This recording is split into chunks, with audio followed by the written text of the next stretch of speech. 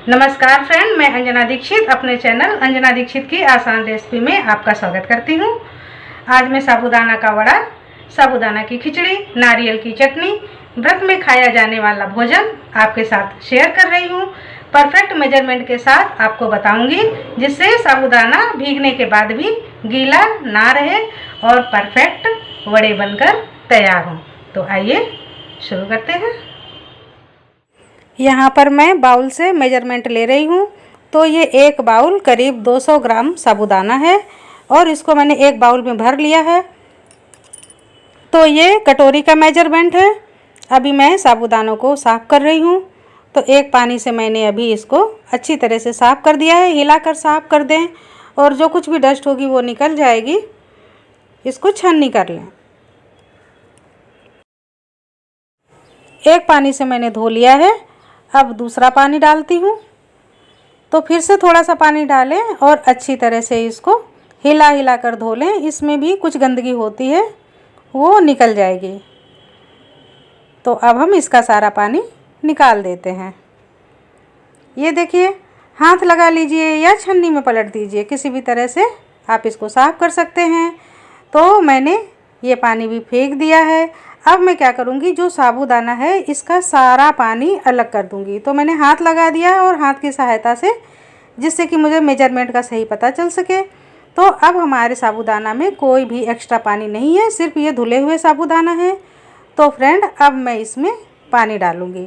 तो हमें इसको भिगोने के लिए पानी डालना है। तो जिस बाउल में हमने साबूदाना लिया था उसी बाउल को भर के पानी डालना है, लेकिन उसमें से कुछ पानी हमें बचा लेना है, करीब 20वां हिस्सा। यानी कि बाउल में मैं थोड़ा सा पानी बचा लेती हूँ। और अब इसको पूरी तरह से ढकना नहीं है, इसलिए मैं इसमें छन्नी रख रही हूँ। ये भी ध्यान देने वाली बात है। तो इसको रात भर के लिए भिगोकर छोड़ देना है। भिगोने का काम मैंने रात में कर लिया था। सुबह में देखिए ये कितने खिले खिले हो गए हैं। बिल्कुल भी एक्स्ट्रा पानी नहीं है, हथेली में बिल्कुल भी पानी चिपक नहीं रहा है। इसलिए हमें ये ध्यान रखना है कि जितने साबूदाना है उससे थोड़ा कम पानी में हमें इनको भिगोना है। तो चलिए अब हम तैयारी शुरू करते हैं।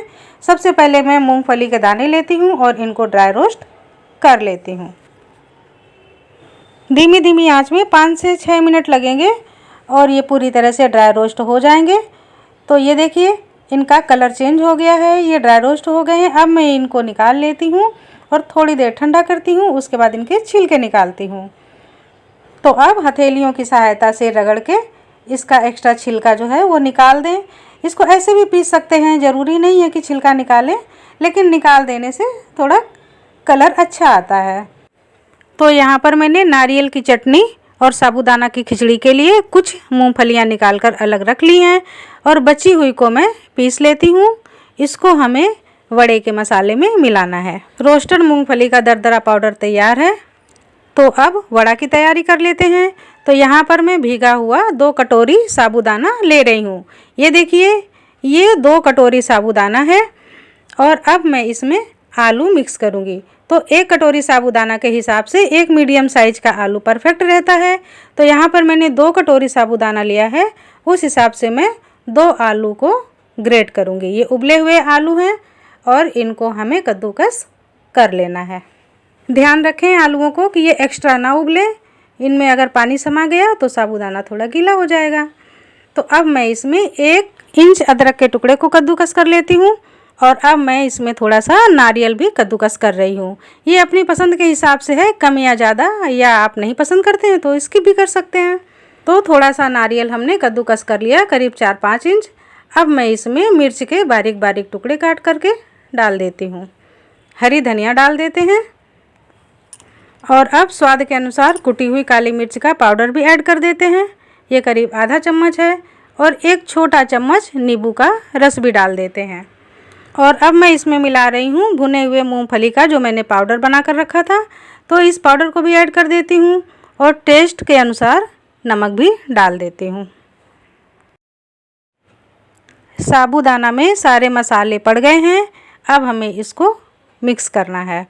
तो हमें पानी बिल्कुल भी नहीं डालना है और ये आलू के ही मॉइस्चर से बहुत अच्छा आटे की तरह बनकर तैयार हो जाएगा। तो इसको मसल मसल कर हाथों की सहायता से एक अच्छी पीठी बनाकर तैयार कर लें। जैसे कि हम आटा लगाते हैं इसी तरह से ये भी बनकर तैयार हो जाएगा। साबूदाना वड़ा का डो बनकर तैयार हो गया है। इसको रेस्ट करने की कोई ज़रूरत नहीं होती है, लेकिन मैं अभी इसलिए ढक के रख रही हूँ कि अब हमें अगली तैयारी करनी है। तो वड़ा तलने से पहले मैं चटनी तैयार कर लेती हूँ। तो ये थोड़ा सा नारियल है, करीब 4-5 इंच का टुकड़ा है। इसके बारीक बारीक टुकड़े कर लिए, मिक्सर में डाल दिया और 2 हरी मिर्च मैं डाल रही हूँ। बहुत ज़्यादा तीखी चटनी नहीं बना रही हूँ। और अब मैं इसमें कटा हुआ साफ धुला हुआ हरा धनिया काट के रखा था, इसको भी डाल देती हूँ। और थोड़ा सा जीरा डाल देती हूँ, खड़ा जीरा भी अच्छा लगता है। अब मैं इसमें डाल रही हूँ स्वाद के अनुसार नमक। तो ये सेंधा नमक है और थोड़ा सा नींबू का रस, इससे स्वाद बहुत अच्छा आएगा। अब थोड़ा सा पानी डालती हूँ और इसको पीस लेती हूँ। जब ये थोड़ा सा पिसकर नीचे हो जाएगा तब मैं इसमें मूंगफली के दाने मिलाऊंगी। तो ये रोस्ट किए हुए मूंगफली के दाने हैं, अब इसको भी डाल देते हैं और थोड़ा सा पानी डालकर इसको पीस लेते हैं। तो ये देखिए चटनी तो हमारी बनकर तैयार हो गई है, बहुत अच्छी चटनी बनी है। तो अब आगे बढ़ते हैं और साबूदाना की खिचड़ी की तैयारी शुरू करते हैं। तो खिचड़ी बनाने के लिए हमें कोई भी मेजरमेंट की ज़रूरत नहीं होती है। तो ये जो मूंगफली के दाने हैं इनको हम दरदरा कूट लेते हैं और कूट कर इसी साबूदाना में मिक्स कर देते हैं। तो अब चलते हैं गैस की तरफ। कढ़ाई हमने चढ़ा दी है, इसमें हम 1 टेबल स्पून भरकर घी डाल रहे हैं। तो जो मीठा तेल खाता है वो तेल भी डाल सकता है। तो सबसे पहले हम इसी घी में थोड़े से मूंगफली के दाने भून लेते हैं। 2 मिनट में ही मूंगफली के दाने भुन जाते हैं। ये घी में फ्राई हो रहे हैं इसलिए बहुत जल्दी भुन जाएंगे। तो अब मैं इनको निकाल लेती हूँ। मूंगफली भुन गई है। अब इसी घी में मैं उबले हुए आलू को डाल देती हूँ। तो मैंने 2 उबले हुए आलूओं को बारीक काट लिया था। अब इनको इसी घी में शैलो फ्राई कर लेते हैं। आलू आप अपनी पसंद के अनुसार कम या ज़्यादा ले सकते हैं। अगर उबले आलू नहीं है तो कच्चे आलू भी इसी समय बारीक बारीक काट के तल सकते हैं। 2-3 मिनट मैंने इनको भी भून लिया है। अब इन्हें भी निकाल लेती हूँ। आलू भी भुन गए हैं और ये जो थोड़ा सा घी बचा है इसी में मैं जीरा, हरी मिर्च और कड़ी पत्ता इन तीनों को डाल देती हूँ और हल्का सा भून लेती हूँ। इसी समय घी बढ़ा भी सकते हैं, लेकिन सब कुछ ऑयली है इसलिए मैं और ज़्यादा घी नहीं डाल रही हूँ। अब इसी मसाले में मैं भीगे हुए साबूदाना मिला रही हूँ। इनको अब लगातार चलाते जाना है। आँच हमारी मीडियम है। 4-5 मिनट लगातार फ्राई कर लें। फिर आप देखेंगे कि साबूदाना के जो दाने हैं ये पारदर्शी होने लगे हैं। इनको दबाकर चेक भी कर लें। दबाने से ये बिल्कुल रबड़ की तरह अंदर को प्रेस हो रहे हैं, टूट नहीं रहे हैं, यानी कि साबूदाना पूरी तरह से कुक हो गए हैं। अब इस स्टेज पर हम फ्राई किए हुए आलू को मिक्स कर देंगे और फिर से लगातार हिलाते हुए भूनेंगे।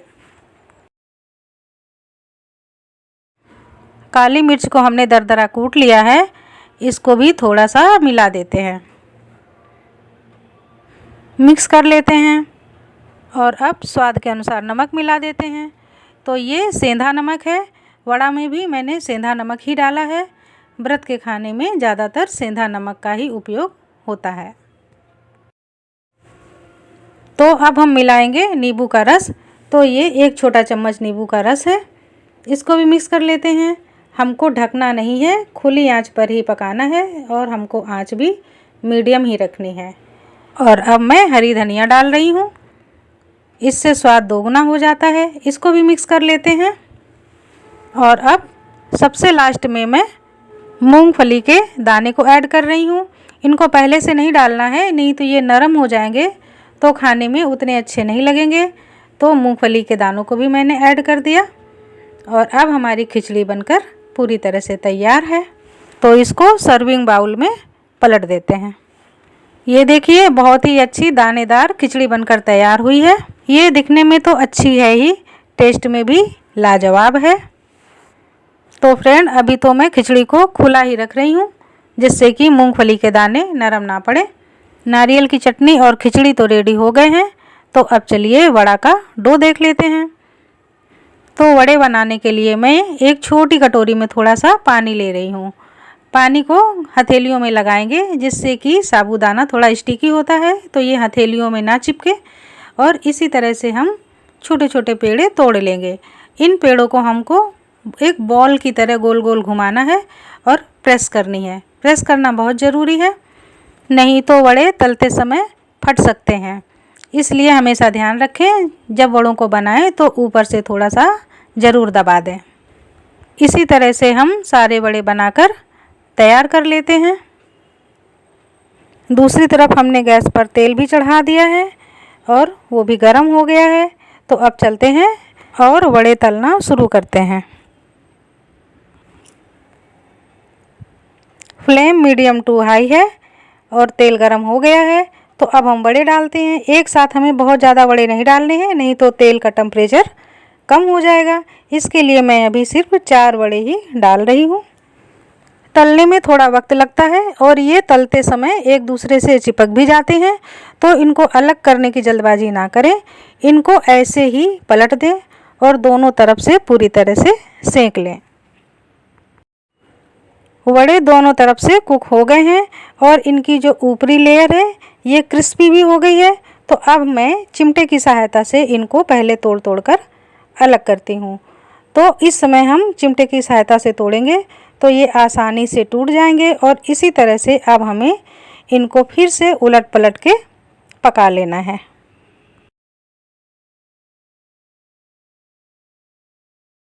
अब वड़े पूरी तरह से रेडी हैं। इनको स्लो आंच में नहीं रखते हैं, नहीं तो ये फट भी सकते हैं। इसलिए हमेशा मीडियम टू हाई फ्लेम पर ही पकाए जाते हैं। और अब सारे वड़े बनाकर इसी तरह से तैयार कर लें। मैंने बाद में कुछ और वड़े बना लिए हैं और मैंने प्लेट भी रेडी कर ली है। तो चलिए आपको दिखाती हूँ मेरी डिश कैसी बनी है। तो ये देखिए, साबूदाना के कुरकुरे वड़े, साबूदाना की खिचड़ी और नारियल की चटनी बनकर तैयार है। एक वड़ा मैं आपको तोड़कर भी दिखा देती हूँ। ये अंदर पूरी तरह से पक गया है और इसमें कितना सारा गैप आया है। ये देखिए, एकदम स्मूथ वड़ा बनकर तैयार हुआ है। तो फ्रेंड, आप भी इस रेसिपी को ज़रूर बनाएं और मुझे कमेंट बॉक्स में लिखकर बताएं कि कैसी बनी है। धन्यवाद।